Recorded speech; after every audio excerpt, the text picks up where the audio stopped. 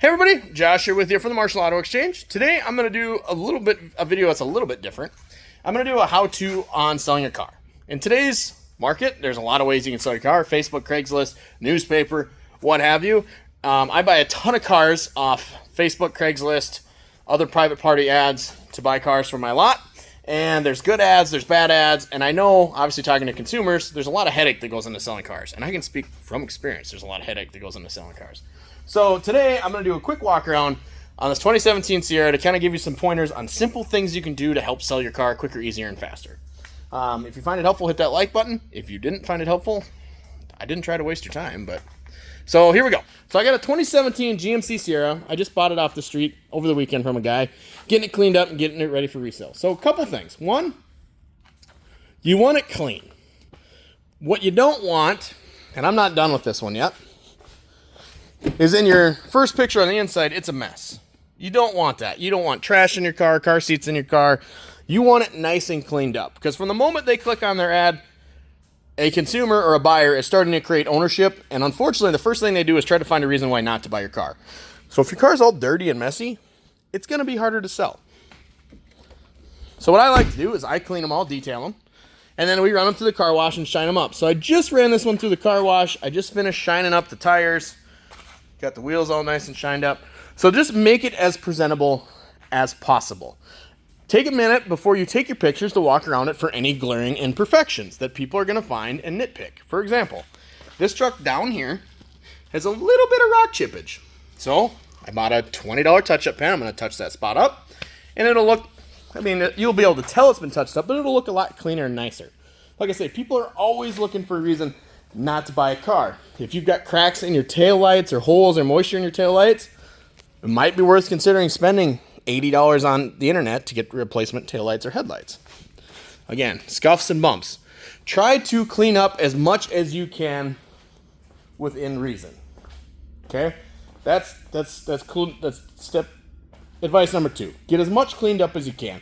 Shine up the chrome, polish the paint, get it all nice and clean, and take your pictures. Next thing I recommend, hold that thought, is change oil on your vehicle before you sell it. It's always nice to put in an ad, freshly oil changed, serviced, ready to go, as opposed to getting the question, well, when's the last time an oil was changed? And you saying, I'm not sure. 2 years ago, a year ago, 3 months ago, I don't know. Because a lot of buyers they'll pull the dipstick, they'll check the oil, and make sure the oil's been changed or that it's clean. And what I mean by clean is it's good looking oil. For those who don't know, that's the dipstick, that yellow stick there. Some might be different colors, but 95 times out of 100 they're yellow. My next piece of advice. Now make sure your vehicle is cooled off. It's not hot. You do not want to do this when it's hot. I mean, physically the engine is warm. Check your fluids. Check your coolant. Make sure it's got adequate coolant in it. Check your power steering and brake fluids. Just make sure it's full of fluids. Because again, a lot of consumers will pop the hood and they will look at the coolant, they will look at the brake fluid, power steering fluid. They're certainly going to check the oil. Make sure it's topped off with all the fluids. The less objections and arguments you have, the easier it is going to be to sell your car. So that is a quick and easy thing to do. And if you're not comfortable doing those things, again, you can take it to, ABC Repair Shop. It's very quick and easy for them to check fluids. And also, if you want to go that route, just get an inspection report done that you can show with your car, because the more information you provide, the easier it is for someone to say yes to your vehicle. Pictures. Pictures are a big one. Now, I'm going to pause this video quick. Hold on. I am absolutely amazed at the amount of ads I see on private party sites where this is the primary display photo, and it is like this. They take their pictures at night with their headlights on. This is going to make it much harder to sell your vehicle, and one of the first 3 questions you're going to be asked is, can you send me more pictures? I do not recommend taking your pictures at night or in a dark garage or in a dark area where you can't see anything, because that's going to create suspicion with your buyers, and they're going to ask for more pictures and more questions, and they're going to find out what they want to find out anyway. I always recommend well-lit area where you can get a good sight of the vehicle and really be able to see everything. This happens to be a very chromed up pickup, and you want to emphasize that chrome and the way it looks. I mean, this bug shield, the grill, the bumpers, the wheels, the trim, mirror caps, whole nine. Emphasize what helps it sell. So do not, in my opinion, do not take photos at night. Again, it's your vehicle, it's your ad, you're watching this video for help. I wouldn't take pictures at night, and that's why. I mean, you can just see the difference in the quality in my video. Try to get full images too. On like Facebook, you get 20. So try to maximize your pictures, 10 on the outside, 10 on the inside, and really give good vantage points of everything. Videos help too. I usually do a 6-minute walk around video on all my vehicles. That's another quick and easy way to sell things. If your check engine light is on, or something along those lines, I would disclose it personally, but it's your vehicle. Again, if you want to hide some of that, that's your business.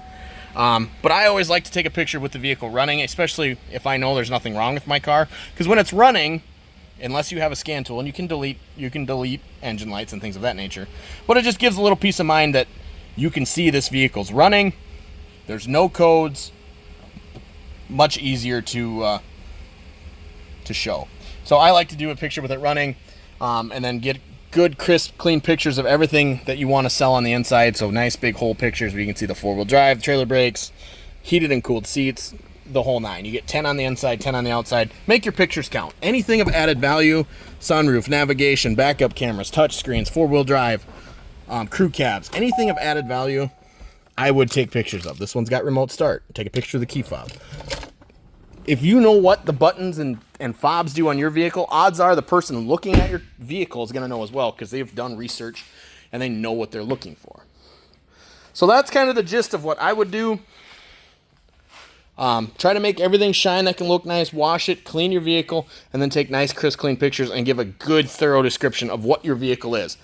Because once you exchange phone numbers, the first thing they're going to ask you is, what can you tell me about the vehicle? And it's always nice to be able to say, hey, everything I know about the vehicle is in the description, but here is what I know. You have a nice dialogue, blah, blah, blah, blah. It's a lot easier to sell. Now, lastly, your ad itself. Your primary picture is your hook. So whatever you feel is the best angle of your vehicle. Now, I like driver's side front or passenger side front because it really gives a nice look of the vehicle to be your primary display photo, because that's going to be your hook. And then from there, you give more detailed photos throughout. Your ad description. Again, the more information, the easier it is to sell. It's a 2017 GMC Sierra SLT crew cab with 136,000 miles. Really, a thorough description will eliminate a lot of the looky-loos, or people that maybe want an 80,000 mile vehicle and yours has got 130. It'll get rid of that person because they're not going to buy it anyway. And then lastly, my little tidbit of advice is, so often on Facebook and Craigslist, I see $10,000 or best offer. All I heard when I read that was, you don't want $10,000, you'll take less for it. Because if you put or best offer out there, why would I ever give you 10 grand for it if I know you'll take less? If that makes sense. So, and the other thing is too, let's say this vehicle is worth, I've done my research on the market and there's a bunch of them listed for 8 grand. So 8 grand and Kelley Blue Book all say it's worth 8 grand. And you list it for $11,000, $12,000 or best offer. Well, that's $4,000 away from what the market says it's worth. You're probably going to lose buyers because you're just priced too high. Someone might call and that individual is going to lowball you. And they're going to lowball you hard, probably half, in my experience, when you overprice vehicles. So I don't recommend overpricing your vehicle. If you think yours is a little bit nicer and holds more value, sure, it very well could. And you can be a little more conservative on your price and list it a little bit higher. I think you're welcome to do that. But if you overprice your vehicle by thousands of dollars, you will lose potential customers or buyers because they're going to think, wow, that's so far overpriced that they're not going to come down on their price. So I would price it accordingly to what the market says it's worth.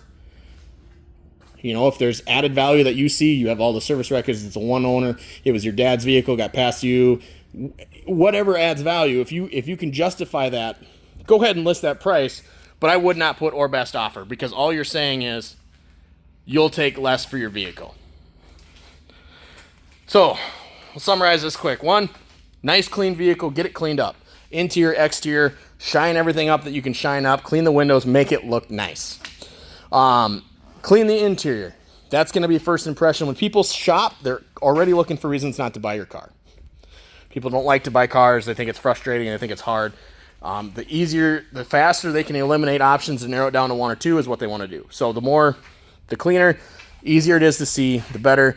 One thing I forgot, when you do clean your car, there's always going to be a driver. When a car is driving, there's always going to be a driver. So make sure the driving area is the cleanest.